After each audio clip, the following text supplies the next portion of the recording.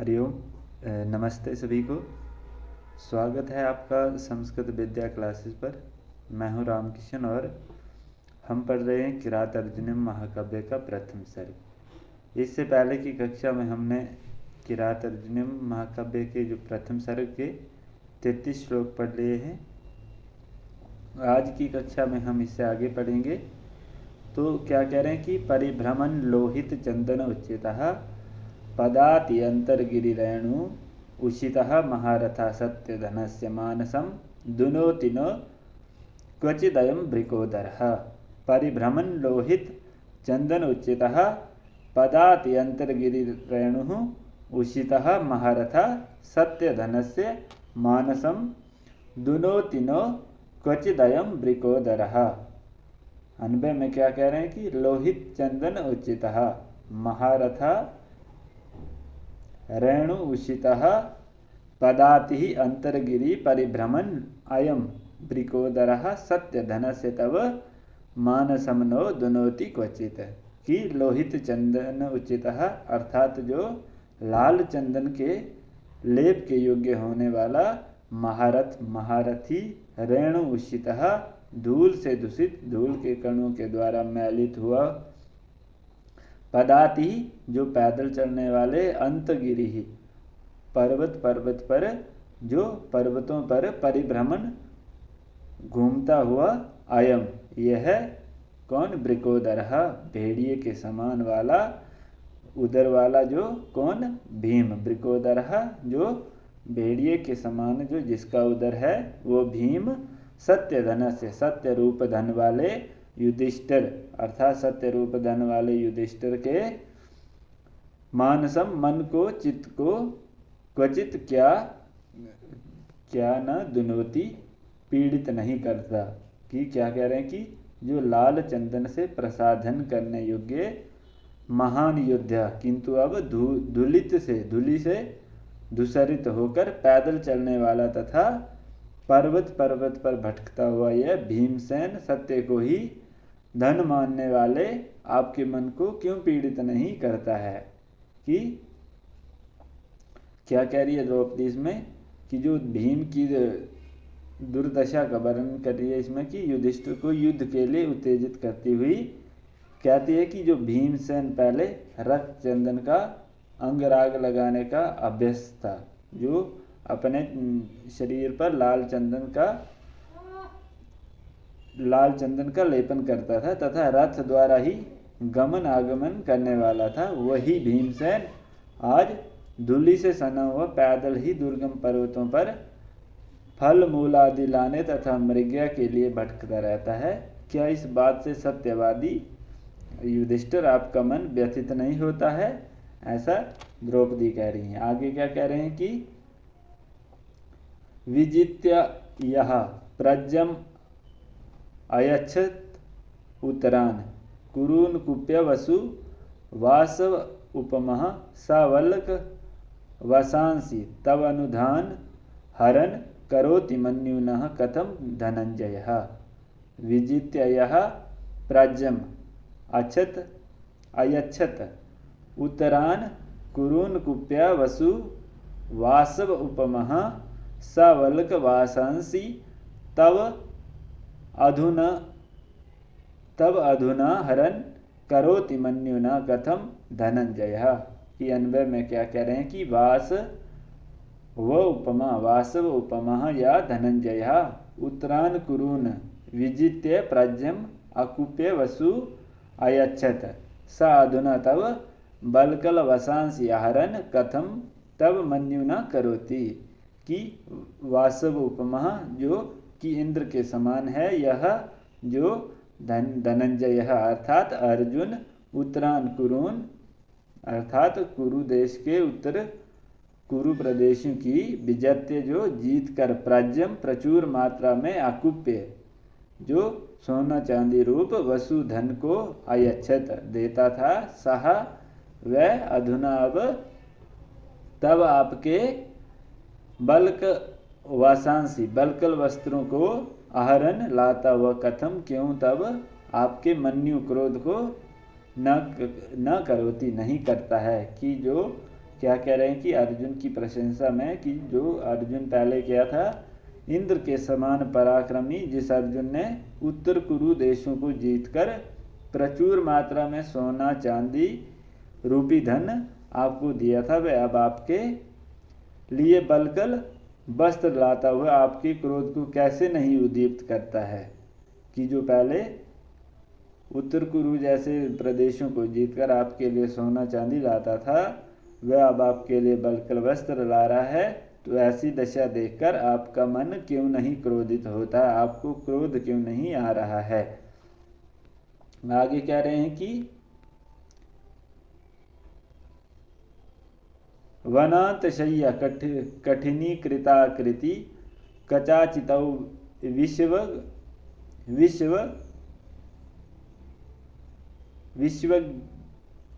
इव गजौ कथम तवेतौ धृति संयमौ यमौ विलोक्यन उत्साह से न बाधितुम। कि वनांत शय्या कठिनी कृत आकृति कचाचितौ विश्व विगजौ गजौ कथम तवेतौ धृति संयमौ यमौ विलोकयन उत्साहेन बाधितुम। कि जो वनांत शय्या काठनी कृताकृति, जो कि वन भूमि में शयन करने से जिनकी देह कठोर हो गई है, और विश्वक जो सब ओर से कचाचितव कोश से व्याप्त शरीर वाले, अर्थात संस्कार अभावश जिनके केश सर्वत्र बिखरे हुए हैं, अगजौ पर्वत पर उत्पन्न, गजौ इव हाथियों के समान प्रतीत होने वाले, एतौ यमौ इन यमज माद्रीसुत अर्थात नकुल और सहदेव को विलोकयन देखते हुए त्वम आप अर्थात युधिष्ठिर कथम कैसे क्यों नहीं धृति संयमो धैर्य और संयम को बाधितुम छोड़ने के लिए ना उत्साह से उत्साह नहीं दिखाते हो। कि जो वन प्रदेश में शयन करने के कारण कठोर हुए शरीर वाले, चारों ओर बालों से व्याप्त पर्वत के हाथियों के समान इन दोनों यमज जो माद्री पुत्र हैं नकुल और सहदेव, इनको देखते हुए आप धैर्य और संयम छोड़ने के लिए क्यों नहीं प्रोत्साहित होते हैं, अर्थात आप युद्ध के लिए क्यों नहीं तैयार होते हैं। आप उन कौरवों के साथ जिन्होंने आपकी सारी पृथ्वी हड़प ली है, आप उनके साथ युद्ध करने के लिए क्यों नहीं उत्साहित होते हैं, ऐसा द्रौपदी कह रही है। आगे कह रहे हैं कि इमाम अहम वेदना तावकिम धियम विचित रूपा खलु चित्तवृत्तया विचिंतन्यन्त्या भवद आपदाम पराम रुजन्ति चेतः प्रसभम मम आधयः। इमाम अहम वेदना तावकिम धियम विचित रूपा खलु चित्तवृत्तयः विचिंत्यन्त्या भवद आपदाम पराम रुजन्ति चेतः प्रसभम मम अधयः। कि इमाम तावकीम, अन्वय में कह रहे हैं कि इमाम तावकीम धियम अहम न वेद चित्तवृत्तयः विचित रूपा खलु पराम भवद आपदम विचिंत्यन्ताम मम चेता आधयः प्रसभजम रुदन्ति। कि इमाम इस प्रकार की तावकी आपकी धियम चित्तवृत्ति को, जो बुद्धि को, अहम मैं कि न वेद नहीं जानती, चित्तवृत्तयः मन की वृत्तियां विचित्र रूपा भिन्न भिन्न प्रकार की होती हैं, खलु निश्चय ही पराम अत्यधिक भवद आपदम आपकी विपत्ति को विचिंतयन्त्या विचार करते हुई मम मेरे चेता चित्त को अधया मानसिक व्यथाएं प्रसभजम जो रुजंती हठात पीड़ित करती हुई, अर्थात जो उन्हें व्याकुल कर रही हैं। कि यह जो आपकी बुद्धि क्रोध रहित और संतोष धारणी है, मैं नहीं समझ पाती हूँ कि लोगों की चित्तवृत्तियाँ वस्तुतः भिन्न भिन्न प्रकार की होती हैं। आपकी इस विपत्ति को सोचती हुई मेरे जो चित्त की व्यथाएं हैं मुझे हठात व्यथित कर रही हैं। कि क्या कह रही द्रौपदी, युधिष्ठिर की दुर्दशा को देखती हुई अत्यंत क्षुब्ध है, परंतु युधिष्ठिर पर इसका कोई भी प्रभाव परिलक्षित नहीं होता है। इस संदर्भ में वे कहती हैं कि वस्तुतः लोगों की चित्तवृत्तियां नाना रूप में विचित्र एवं दुर्विज्ञेय होती हैं। अतः आपकी इस आपत्ति के समय भी धैर्य धारणी मति को तो मैं नहीं जानती, पर आपकी इस घोर साम्राज्य नाश पराभवम रूप विपत्ति को सोचते हुए मेरे हृदय को मेरी मनोव्यथाएं मुझे बलात् जो पीड़ित कर रही हैं, किंतु आपको दुर्योधन का दुर्व्यवहार और स्वयं का ऐसा कष्टमय रूप बिल्कुल नहीं दिखाई दे रहा है। ये बड़े आश्चर्य की बात है। आगे कह रहे हैं कि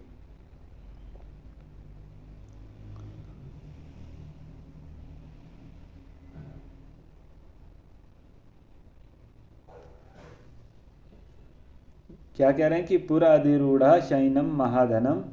विबोध्य से यह स्तुतिर्गीति मंगलई अदभद्र भद्रभाम अधिशीय सस्थलिम जहासि निद्राम शिवहि शिवः उतहे कि पुराधिरूढ़ा शैनम महाधनम विबोध्य यसे यह स्तुतिर्गीत मंगलई अदभद्रभाम अधीश्य सस्थलिम जहासि निद्राम शिवै शिवारुतहि कि यह त्वं महाधनम शयनम अधिरूढ़ स्तुतिगीत मंगलई पुरा विबोध्य यशेषा त्वं अदभद्रभाम स्थलिम अधीश्य अशिवहि शिवारुतहि निद्राम जहासी कि यह जो आप जो महाधनम बहुत बहुमूल्य शयन शैया पर अधिरूढ़ लेटे हुए स्तुति गीत मंगलई स्तुतियों और गीतियों के मांगलिक पाठों से पूरा पहले विबोध्य से जगाए जाते थे, सहा कि वह आप आद भद्रभाम की प्रचुर कुश वाली स्थलीम भूमि पर अधिश्य शयन करके जो अशिव ही अमंगलिक शिवारुत ही गीदड़ियों के रुदन द्वारा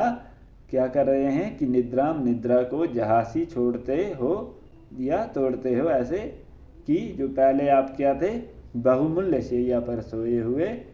आप जो प्रातः काल स्तुति और मंगलिक गीतों से जगाए जाते थे, अब वही आप बहुत से कुशाओं वाली भूमि पर सोकर अमंगलिक जो गिदड़ियों के क्रंदन से जो आपकी निंद्रा का वैसे ही उसी तरह से परित्याग होता है। आगे क्या कह रहे हैं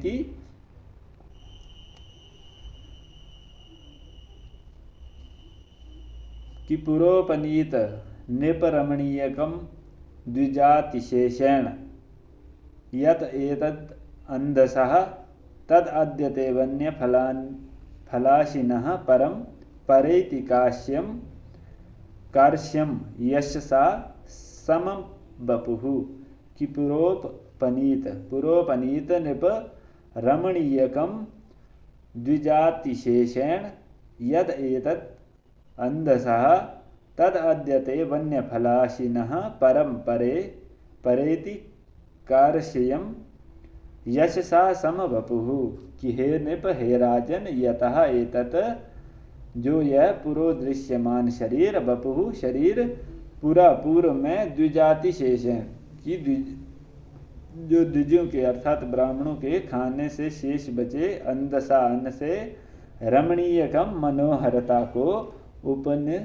उपनीतम प्राप्त हुआ था। आद्य आज इस समय वन्य फलाशिनः जंगली फलों को खाने वाले ते आपका तथा वपु वह शरीर यशसा समम यश के साथ साथ परकर्ष्यम अतीव क्षीणता को परेति प्राप्त हुआ कि हे राजन जो ये आपका शरीर पहले ब्राह्मणों के भोजन कर चुकने के बाद बचे हुए अन्न से सुंदरता को प्राप्त हो गया था, आज ये जंगल के फल कंदमूल के भक्षण से आपका ये शरीर यश के साथ साथ ही अत्यंत क्षीण हो रहा है। जैसे आपका यश क्षीण हो रहा है वैसे ही आपका शरीर भी क्षीण होता जा रहा है। आगे कह रहे हैं कि अनारतम यो मणि पीठ शयनौ रंजनयात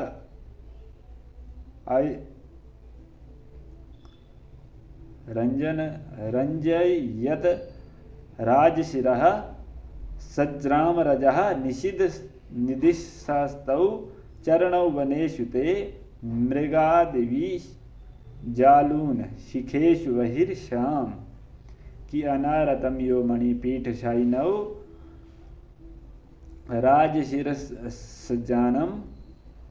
सज्जानम रजः निषीधस्तौ चरणौ वनेषु ते जालून शिखेषु बहिर्श्याम कि जो अनारत जो निरंतर मणिपीठ शयिनो मणिमय पीठ पर रखे जाने वाले यौ चरणौ जिन पैरों को राजशिरा सज्जाम प्रणाम करते हुए राजाओं के मस्तक की मालाओं के रजह पराग जो अरयंजत जो रंगा करता था तव ते वह दोनों आपके चरण मृगादिवी जालून शिखेशु मृगों एवं ब्राह्मणों के द्वारा तोड़े गए अग्रभाग वाले भरीश्याम कुशाओं के वनेशु जंगल में निषिद्धतः स्थित रहते हैं कि जो निरंतर मणि निर्मित चौकी पर आपके जो पैर थे, आपके जिन चरणों को राजाओं के मस्तक की जो मालाएं का पराग जिनको सुशोभित करता था, उनको रंजित करता था, वही आपके दोनों चरण मृगों तथा ब्राह्मणों द्वारा छिन्न नाकों वाले कुशा समूह पर चलते हैं। ऐसे द्रौपदी युधिष्ठिर को बता रही है। आगे क्या कह रहे हैं कि विदिश निमिता यदि यम दशा तथा सम्मूलम उन्मूलयतीव मे मनः परैर्पर्यासित वीर्य संपदाम पराभवो अप्य उत्सवः एव मानिनाम कि विदिशि निमिता यदि यम दशा तत समूलम उन्मूलयतीव मे मनः परैर्पर्यासित वीर्य संपदाम पराभवो अप्य उत्सवः एव मानिनाम कि यतः क्योंकि इयम दशा यह दशा विदिशा निमित्तः शत्रु द्वारा उत्पन्न की गई है, अतः इसलिए मैं मनः जो मेरा मन समूल जड़ सहित जो मूल रूप से उन्मूल्यतीव उखड़ सा रहा है, पर ही शत्रुओं द्वारा अपर्यासित वीर्य संपदाम की अनाभित पराक्रम रूपी संपत्ति वाले मानी नाम जो स्वाभिमानियों के लिए पराभवो अपि पराजय भी उत्सव तुल्य ही होता है। क्योंकि आपकी यह दशा शत्रुओं के कारण इसलिए मेरे हृदय को उथल पुथल कर रही है, समूल रूप से जो ये उखाड़ सी रही है, जो शत्रुओं से अपराजित पौरुष रूप संपत्ति वाले स्वाभिमानियों के लिए पराजय भी उत्सव अथवा आनंद ही होता है। आगे क्या कह रहे हैं कि विहाय शांतिम नृपधाम तत् पुनः प्रसीद संदेहि विदाय विदिशाम व्रजन्ति शत्रून् वधूय निस्सप्रिया शमेन सिद्धिं मुनियो न भूभृतः कि विहाय शांतिम नृपधाम तत्पुनः प्रसीद संदेहि वधाय विदिशाम व्रजन्ति शत्रून् वधूय निस्सप्रिया शमेन सिद्धिं मुनियो न भूभृतः कि हे नृप शांतिम विहाय तथा धाम विदिशाम कि हे नृप हे राजन शांति को त्याग कर तथा धाम उस तेज को विदिशाम शत्रुओं के बधाई बद्ध के लिए आप पुनः फिर से संदेही उसको धारण करो, प्रसिद्ध प्रसन्न होइए, निस्सप्रिया इच्छा रहित मुनि लोग जो कि शत्रुन अवधूय जीतकर शमेन शांति के द्वारा सिद्धि को सिद्धिम व्रजंती प्राप्त करते हैं, भूभृतो न राजा लोग नहीं कि हे राजन शांति का परित्याग कर आप उस तेज को शत्रुओं के वध के लिए पुनः धारण कीजिए लौकिक कामनाओं से मुक्त अर्थात निष्काम तपस्वी लोग ही काम क्रोध आदि शत्रुओं को जीतकर शांति के द्वारा सिद्धि को प्राप्त करते हैं, राजा लोग नहीं। आगे कह रहे हैं कि पुरा सराधाम वताम यशोधना सुदुसहम प्राप्य निकारम ईदृशम भवादृशा आश्चेत अधिकुर्वते रतिम निराश्रया हंत हता मनस्विता कि पुरः सराधाम वताम यशोधना सुदुः सहम प्राप्य निकारम ईदृशम भवादृश चेद अधिकुर्वते रतिम निराश्रया हंत हता मनस्विता कि धाम बतः जो तेजस्वी से पुरः सारा मुख्य अग्रगामी जो आपका यशोधना कीर्ति धन यश को ही परम धन समझने वाले भवादृशा आप जैसे सर्वशक्ति संपन्न लोग भी ईदृशम ऐसे सुदुः साहसम की अति दुस्सह निकारम जो शत्रुकृत अपमान को प्राप्त करके रतिम संतोष या शांति को अधिकुर्वते स्वीकार करते हैं, चेत यदि हंत हाय मनस्विता की तेजस्विता निराश्रय जो असहाय होती हुई हता नष्ट हो गई है। कि जो तेजस्वी लोगों में क्या होता है, जो अग्रणी यशस्वी आप जैसे अर्थात युधिष्ठिर जैसे जो अग्रणी यशस्वी महापुरुष यदि इस प्रकार असहनीय अपमान को पाकर संतोष कर लेते हैं तो आह मनस्विता निराश्रिता होकर समाप्त हो गई। कि जो ऐसा करने पर जो मनस्विता थी वो निराश्रित होकर समाप्त हो गई। आगे कह रहे हैं कि अत क्षमाम एव निरस्त विक्रम चिराय पर्येषि सुखस्य साधनम विहाय लक्ष्मीपति लक्ष्म कारमुकम जटाधरा संजुहु धीहि पावकम। अत क्षमाम एव निरस्त विक्रम चिराय पर्येषि सुखस्य साधनम विहाय लक्ष्मीपति लक्ष्म कारमुकम जटाधरा संजुहु जुहु धीहि पावकम। कि क्या कह रहे हैं कि अथवा निरस्त विक्रम कि युद्ध के उत्साह से रहित होकर चिराय चिरकाल तक सर्वथा यव जीवन क्षमाम एवं शांति को ही सुख से सुख का साधन उपाय पर्येषी समझते हो। लक्ष्मीपति लक्ष्म कारमुकम राज चिन्ह रूप जो धनुष को बिहाए त्याग कर जटाधारी बनकर ही यह यही इस वन में पावकम अग्नि में संजूह दी हवन को कि हवन करें यज्ञ इत्यादि करें। यदि आपका पराक्रमहीन होकर चिरकाल तक क्षमा को ही सुख का उपाय समझते हो तो आप राजचिन्ह स्वरूप धनुष का परित्याग कर जटाधारी बनकर यहाँ इसी वन में अग्नि में हवन करना प्रारंभ कर दो। क्या इसमें द्रौपदी कह रही हैं कि अपने जो वाणी के जो तीखे प्रहार से युधिष्ठिर से उत्साह का जो संचार करना चाहती है कि वह कहती है कि यदि आप शत्रु के अपमान को सहते हुए भी पराक्रम धारण करना उचित नहीं समझते हैं तथा क्षमा को ही जीवन पर्यंत सुख का साधन समझते हो तो फिर जो ये आपके राज चिन्ह के रूप में जो आपका धनुष जो आपने धारण किया है इसकी कोई आवश्यकता नहीं है। धनुष को राज चिन्ह होता है जब मुनिवित ही धारण करना है आपने तो क्षमावान ही बनना ही है। तो जटाधारी बनकर यहाँ वन में अग्नि में हवन करो, धनुष बाण को त्याग दो कि जो क्षत्रिय का तो कर्तव्य पालनार्थ शास्त्र प्रयोग करना ही पड़ता है। यदि आपकी बल प्रयोग आस्था नहीं है तो शास्त्र पर त्याग करके तपस्वी बन जाओ, ऐसा युधिष्ठिर को कह रही हैं। आगे क्या कह रहे हैं कि न समय परिरक्षणम क्षमम ते निकृति परेषु परेषु भूरि धामनः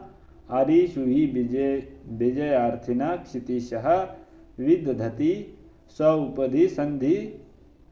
दूषणानि न समय परिरक्षणम क्षमम ते निकृति परेषु परेषु भूरिधामनः अरीषु हि विजयार्थिनः क्षितिशः विदधाति सौपधि संधि दूषणानि। कि जो परेषु शत्रुओं के निकृति परेषु अपमान करने में तत्पर होने पर भूरिधामनः जो अत्यधिक तेज वाले महापराक्रमी थे आपका समय परीक्षणम प्रतिज्ञा अनुसार वनवास की अवधि का पालन करना न क्षमम उचित नहीं है ही, क्योंकि विजयार्थना जीतने के इच्छुक क्षितिशा जो राजा लोग निपति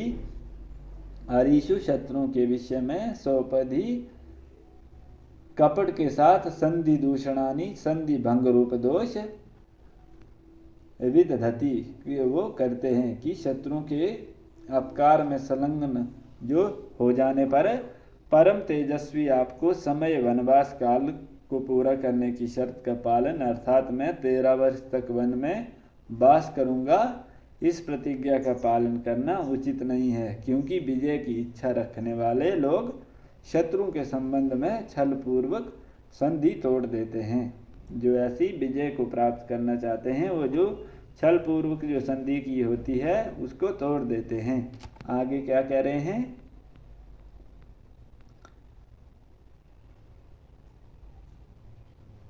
कि विधि समय नियोगात दीप्त संहार जिभम शिथिल वसुम गाधे मग्नम आपत्य योधो रिपु तिमिरम उदस्य उदीयमानम दिनादौ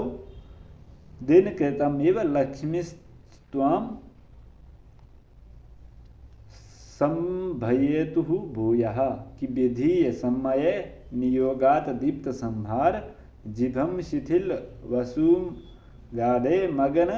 मग्नमापत्य ओधौ रिपु तिमिरम उदस्य उदीयमानम दिनादौ दिन कृतमेव लक्ष्मीस्त्वाम संभयेतु भूयः। कि ये जो विधि समय नियोग जो आप भाग्य और काल के दुरतिक्रमणीय होने के कारण अर्थात जो दुर्भाग्यवश और कालवश अगाधे अर्थात जो गंभीर आपत्य योधौ जो विपत्ति रूप समुद्र में मग्न डूबे हुए अस्त बेला में डूबे हुए दीप्ति संहार जिह्वाम जो तेज प्रभाव कीर्ति आदि से के विनाश के से दुखी मन वाले धूप के सहाने से अप्रसन्न शिथिल वसुम शिथिल धन वाले अर्थात जो दरिद्र मंद किरणों वाले रिपु तिमिरम जो शत्रु रूपी अंधकार या अंधकार रूपी शत्रु को उदय से दूर करके उदीयमानम उन्नत होते हुए त्वाम आप युधिष्ठिर के पास दिनादव दिन के प्रारंभ में प्रातः काल में दिन कृतम एवं सूर्य के समान जो लक्ष्मी जो राजलक्ष्मी दिन की शोभा भूये फिर से संभूये तु प्राप्त हुए। कि भाग्य क्या कहने का तात्पर्य है कि भाग्य और समय के नियम के कारण विपत्ति रूपी अथाह समुद्र में डूबे हुए कांति के नष्ट हो जाने पर जो अनुज्वल मंद किरणों वाले शत्रु रूप जो अंधकार को दूर करके उदित होते हुए सूर्य को जिस प्रकार प्रातःकालीन शोभा फिर प्राप्त होती है उसी प्रकार भाग्य और समय के प्रभाव से गंभीर एवं दुस्तुर विपत्ति सागर में डूबे हुए तेज प्रभाव आदि के विनाश में खिन्न मन वाले संपत्तिहीन और अंधकार के समान शत्रुओं को नष्ट कर उदयमान आपको फिर से राजलक्ष्मी प्राप्त हुए। ऐसे द्रौपदी युधिष्ठिर को बोल रही है कि जो ये अंतिम प्रथम सर्ग का अंतिम श्लोक है और द्रौपदी इसमें युधिष्ठिर के प्रति मंगल कामना व्यक्त करती है कि सूर्य के दृष्टांत देखती हुई कहती है कि भाग्य एवं समय के जो परिवर्तन से मनुष्य पर सुख दुख आते रहते हैं, जिस तरह सायंकाल में सूर्य समुद्र में डूब जाता है, प्रकाश का नाश होने से निस्तेज हो जाता है जिसमें तेज नहीं रहता है तथा अपनी किरणों को खो बैठता है, परंतु फिर प्रातः काल होते ही वही सूर्य अंधकार रूपी शत्रु का नाश कर पुनः दिन की शोभा प्राप्त कर लेता है। वैसे ही आपका भी